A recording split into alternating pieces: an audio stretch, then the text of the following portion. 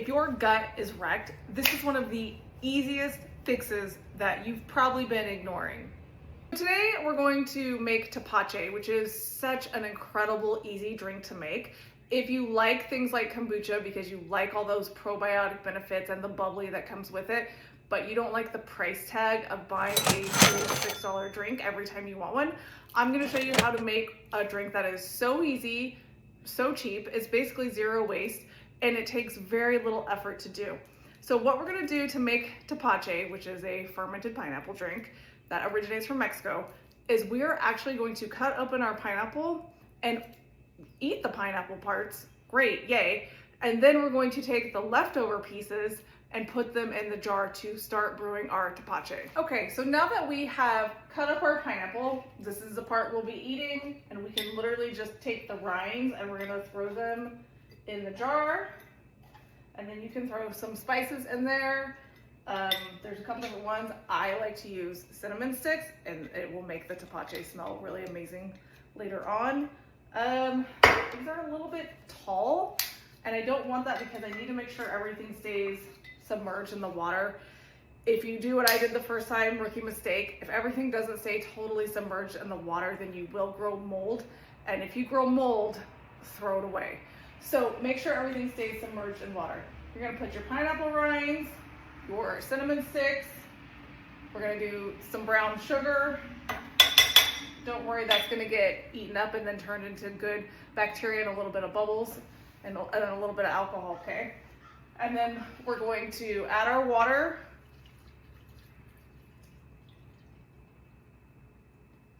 And then next step, we need to put the lid on and we need to shake it, and let's hope this doesn't make a mess. So we're gonna shake, get it good and mixed up, and then you're gonna take the lid off. And I do recommend, so I can see that there's still, this is not fully submerged. I'm gonna add a little bit more water. And then if you have them, what I would do, and you can just order these somewhere like off Amazon, or honestly, I think you can find them at any like kind of big box store, is get a weighted glass lid and put that on top. Okay, that's gonna keep, you can see now how the water is way over everything we need in there. Actually, I may have filled it a little too full, but now you can see that all the pineapple, all the cinnamon, everything is fully submerged. Okay, that's really how easy this is, because that's it, other than putting it, covering it with some cloth and a rubber band. And then we're gonna put it out of the sunlight for 3 to 5 days, and then we'll come back and finish the ferment.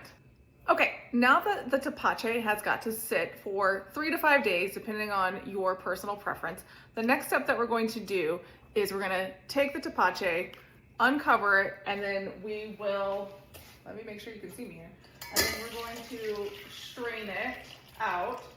Again, it's so simple, it's stupid. So we're gonna strain the tepache, which as you saw, I just did, and then we're gonna take it and we're gonna funnel it into a jar. There's probably a better way to do this, but you know, like I said, I'm kind of a lazy chef, so I don't even always have the right equipment or tools, but I make do, it's all good. So we're gonna take this, I did get a ladle to scoop it in there and make less mess, but also I'm kind of impatient. So I'm just gonna pour it into my bottle. I hope it doesn't go everywhere. It smells so good. Ooh, okay, don't overfill it, so pay attention, which I was not doing. And then we're going to seal it, so make sure you have a bottle that has a good lid. And then we're gonna let it sit for another few days, and that's it, then we're done. You can put it in the fridge, enjoy it. Do make sure you have bottles that can handle pressure, because there will be pressure that builds in this.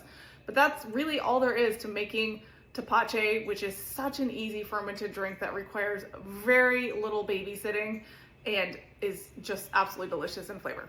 So hope that helps, and remember that food truly is the best medicine.